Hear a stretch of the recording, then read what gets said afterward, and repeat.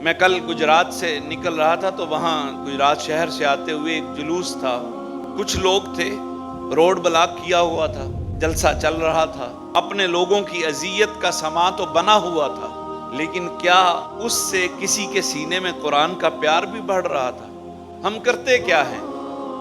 وہ چرکا لگاتے ہیں، ہم اپنی املاک کو نقصان پہنچانا شروع کر دیتے ہیں، گراؤ جلاؤ اور رستے بند کر دو، رستے بلاک کر دو، توڑ پھوڑ شروع کر دو۔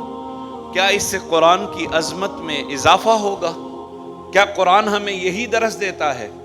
ایسا ہرگز نہیں ہے۔ ہمارے یہ رویے، ہمارے یہ طریق غیر مسلموں کو اسلام میں داخل ہونے سے روکتے ہیں۔ وہ کہتے ہیں قرآن جو کہتا نہیں ہے یہ وہ کرتے چلے جا رہے ہیں، جو کہتا ہے اس کو دیکھتے ہی نہیں ہے۔ ہم تو لوگوں کے راستے میں رکاوٹ بنے ہوئے ہیں، ہمارے رویے، ہمارے طریق، ہمارے یہ کردار لوگوں کے راستے میں رکاوٹ ہیں۔ اگر انہوں نے قرآن کے ساتھ ایسا عمل کرنے کا سوچا ہے تو ہمیں اپنے گھروں میں قرآن کی محافل لگا لینی چاہیے تھی۔ اگر ہم ایک سپارہ پڑھتے تھے پہلے، آج اس سپارے کو ہمیں حفظ کرنے کی کوشش کرنی چاہیے تھی۔ اگر حافظ تھے تو ہمیں اس قرآن کو سمجھنے کی کوشش کرنی چاہیے تھی، ہمیں اس قرآن کو سمجھ کے اس پہ عمل کرنے کی کوشش کرنی چاہیے تھی، لیکن ہم نے ایسا نہیں کیا۔ ہم نے صرف بازو اٹھایا، نعرہ لگایا اور سمجھا ہم نے قرآن کے ساتھ جو محبت تھی، جو اس کی محبت کا تقاضا تھا، اس کا حق ادا کر دیا ہے۔ کبھی ایسا ہو ہی نہیں سکتا ہے میرے بھائیوں، اس طرح قرآن کا تقاضا پورا نہیں ہو سکتا ہے۔ قرآن کی محبت کا تقاضا یہ ہے، قرآن کے حقوق آپ کے سامنے رکھتا ہوں کہ قرآن ہمارے پاس بھیجا کس لیے گیا؟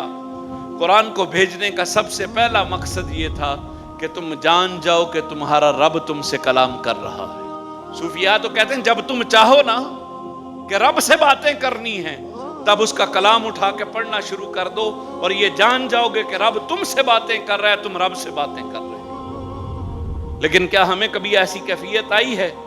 اگر نہیں آئی ہے تو پھر قرآن میں غور کرنے کی ضرورت ہے۔ حالانکہ رب نے کہا ہے کہ ہم نے اس ذکر کو تمہارے لیے آسان کر دیا، اگر تم اس پہ کوئی فکر کرو، کوئی اس کی طرف تدبر کرو، کوئی اس کو سوچ کے ساتھ پڑھو، تو ہم نے تمہارے لیے اس کو آسان کر دیا ہے۔ لیکن ہم نے اس آسانی کو قبول نہیں کیا ہے۔